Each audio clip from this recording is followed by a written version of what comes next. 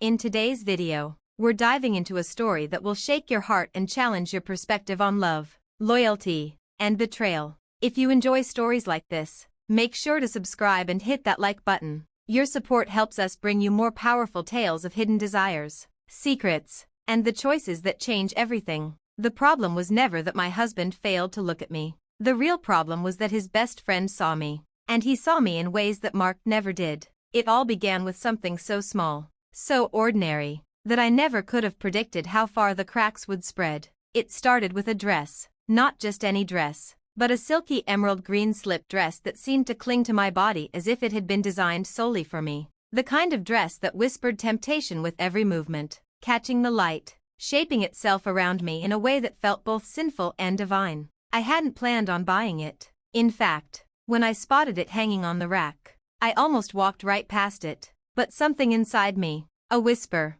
a quiet rebellion, urged me to take it home. I suppose deep down, I was desperate to feel alive again, desperate to remind myself that I was more than just a wife who cooked, cleaned, and played hostess in her own home, more than just a well-kept piece of furniture, polished and useful, but utterly invisible. That Friday evening, as I slipped into the dress, smoothing the cool silk over my skin, I felt a flicker of anticipation. We were hosting one of our usual dinners. Me, my husband Mark, and his best friend Alex. A tradition that had become so routine, I could have set the table and refilled the wine glasses in my sleep. But tonight, something inside me wanted more. I wanted to be seen. When I walked into the living room, Mark barely glanced up from his phone. "Hey babe," he muttered, his thumb still dancing over the glowing screen. "You ready? Alex is almost here." His eyes flickered over me. So brief, so careless, like the flash of a faulty light bulb. He didn't see the dress.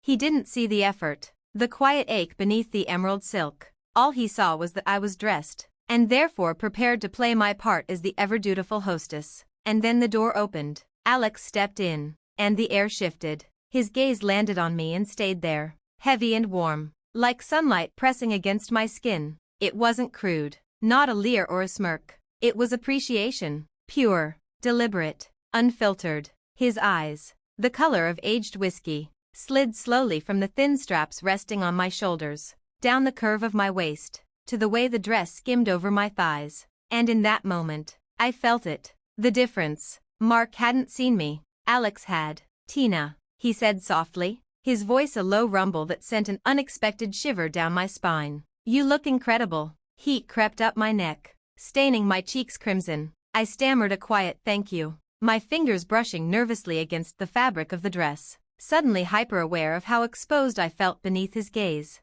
It was as though the silk had thinned, leaving me bare before him. Across the room, Mark was already deep into a conversation with him about stock trends and investments, oblivious to the invisible line that had just been crossed. And in that tiny, fragile moment, a seed was planted, a seed I would spend months trying to ignore, bury, and starve. But deep down, I knew it had already taken root. Mark was, by all accounts, a good man, reliable, stable, kind in his distracted, half-present way. He worked hard. He provided for us. He never raised his voice, a passion that had evaporated years ago, like water left too long in the sun, leaving only the chalky residue of routine behind. Our conversations revolved around bills, groceries, and errands. Our nights ended with him hunched over his laptop, the sterile blue light carving shadows into his tired face, while I lay on my side of the bed, pretending to be absorbed in whatever book I'd chosen to distract myself from the silence.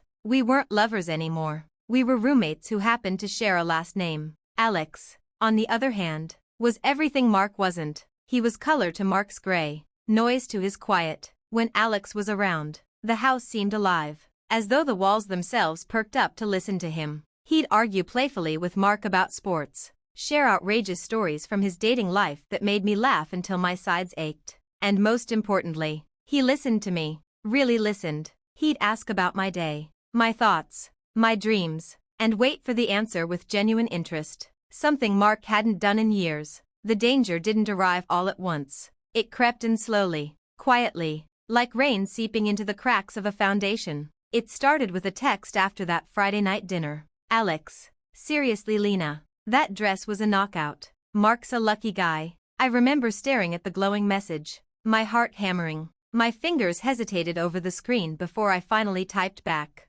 Me. He's more interested in the Dow Jones than Dior. But thanks, smiling face with smiling eyes. And that was how it began. From then on, our phones became a lifeline, buzzing with messages throughout the day. He'd send me a meme that made me laugh out loud at my desk. I'd complain about a dull meeting or a headache. He became my confidant, the voice I turned to whenever the loneliness settled heavy in my chest. I told myself it was harmless. After all, Alex was Mark's best friend. He was safe, untouchable. At least, that's what I wanted to believe. The line blurred for the first time on a rainy Tuesday evening. Mark was working late as usual. Alex stopped by to pick up some golf clubs he'd left in our garage. I was in the kitchen, battling a stubborn jar of pickles, my palms slipping uselessly against the lid. Need a hand? His voice drawled from the doorway. I looked up, startled, to see him leaning casually against the frame, arms folded across his broad chest. The sleeves of his shirt were pushed up,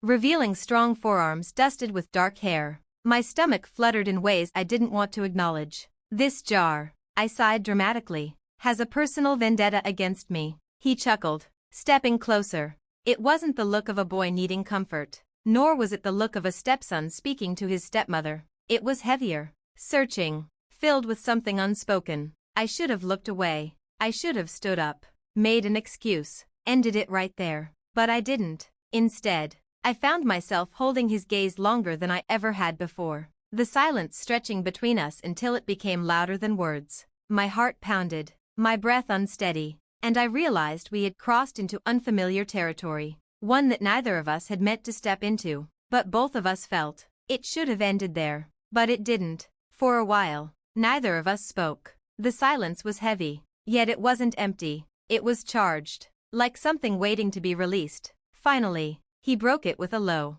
almost trembling voice. I don't think anyone really sees me, he said, his eyes fixed on the ceiling. Dad, he's always busy, distracted. My friends, they don't understand. I feel like I'm just there, like I could disappear and nobody would even notice. His words pierced deeper than I expected. I had seen glimpses of his struggles before. The way he avoided long conversations at dinner, the way he sometimes stayed in his room too long. But hearing him voice it aloud was different. It was raw, honest, vulnerable. Instinctively, I reached out, placing my hand lightly on his arm. I see you, I whispered before I could stop myself. The words slipped out, and the way he looked at me after I said them made my chest tighten. Part of me wanted to gather him in, to soothe his loneliness the way a mother would. But another part, an unsettling part, recognized that what I felt in that moment was more complicated. His gaze didn't just ask for comfort, it asked for something I wasn't sure I should give. My thoughts raced. Am I crossing a line just by sitting here? By listening too closely? By letting my heart beat faster when he looks at me like that? I tried to remind myself that I was his stepmother, that my role was to protect, not to blur boundaries, but the air between us was shifting, and I felt powerless to stop it. Then his voice dropped even lower, almost a whisper meant only for me. You're the only one I can talk to, the only one who makes me feel alive. My breath caught. I froze, unsure if I had heard him correctly, afraid of what it meant if I had. And then, he said the words I never expected. For a moment, I thought I had misheard him. My stepson's words hung in the air, fragile and dangerous, yet impossible to ignore. His eyes searched mine, waiting, hoping, for a reaction I wasn't sure I could give. My body stiffened, but I couldn't move. I should have left the room, created distance, drawn a line so clear it couldn't be crossed. He said I stayed there, rooted to the spot, my breath shallow and uneven. He leaned forward, his voice softer now, but more certain. I know I shouldn't feel this way, but I do, and when you look at me, when you're here, I don't feel empty anymore. A storm raged inside me. My mind screamed that this was wrong, that I had a duty to protect boundaries, to remind him of who I was in his life. Yet my heart pounded with something I hadn't felt in years, a dangerous mix of tenderness, validation, and longing. Our closeness suddenly carried a weight that wasn't there before. Every small gesture, his hand brushing against mine, his gaze lingering too long, shifted from innocent to charged. I could feel the heat of his presence, the unspoken desire that pressed against the silence between us. I tried to speak, but the words stuck in my throat, Was I supposed to scold him, push him away, or admit that a part of me, against all reason, had been waiting for someone to see me not just as a wife, a stepmother, a woman fading into the background, but as someone worth longing for? The room seemed smaller, the air heavier. I wasn't just sitting beside him anymore. I was teetering on the edge of something we couldn't undo. And that night, it didn't feel like a mistake. It felt like something we had both been waiting for. The room felt suspended in time, like the house itself was holding its breath. I had come in to help, to comfort, to ease whatever restlessness had shaken him that night. But now it felt like I had stepped into a different world altogether. He shifted slightly, wincing as he adjusted his blanket, and I instinctively reached forward, fixing the corner, smoothing the sheets, tucking him in the way a mother would, or at least, that's what I told myself. But the truth was, my hand lingered too long. My touch wasn't just practical, it was searching, trembling with something I couldn't admit. Our eyes locked in the dim glow of the bedside lamp. He didn't look away, neither did I. The silence grew heavier, filled with all the words neither of us dared to say. His breathing slowed, deepened, as if syncing with mine, and for a fleeting second, it felt like we were the only two people in existence. I sat on the edge of his bed, closer than I should have been, the warmth of his body reaching me in waves, every small movement, his hand brushing against mine, his shoulder shifting toward me, pulled me deeper into a current I was no longer fighting. A voice inside me whispered to stop, to stand, to retreat before the line was crossed. But another voice, the one I had buried beneath years of loneliness and silence, begged me to stay, to feel, to be wanted. I realized then that I wasn't resisting anymore. I wasn't pulling back. Instead, I was leaning in, if not with my body, then with my heart. And when his hand reached for mine, I didn't pull away. When his fingers finally loosened around mine, his breathing shifted into the steady rhythm of sleep. The room seemed to exhale with him, the tension melting into a fragile silence. But for me, there was no peace, no rest, only the weight of what had just happened pressing against my chest. I sat there in the dim light, staring at him, torn between the tenderness of the moment and the storm it had unleashed inside me. My hand still tingled where his had held it, as if the warmth of his skin had branded me with a secret I could never share. Fear coursed through me, fear of what I had allowed, fear of what might come next. And yet, beneath that fear was something even more unsettling, a strange, quiet calm. It was as though a part of me had been waiting for this shift all along, though I would never dare admit it out loud. Guilt whispered that I had crossed the line, that I had failed as a wife, as a stepmother. But desire, raw, buried and undeniable, told me this was only the beginning. I rose slowly from the bed, every movement careful, as though stepping away from him might undo what had already begun. But deep down I knew the truth. Something had begun that night, and there was no undoing it. That night, I truly believed I was only helping him, answering a simple call for comfort, doing what any motherly figure would. But as the silence stretched and his hand lingered in mine, I realized something had shifted. What I thought was care had crossed into something deeper, something neither of us could take back. When I finally left his room, the house felt different, too quiet, too heavy, as though the walls themselves knew the secret I was now carrying.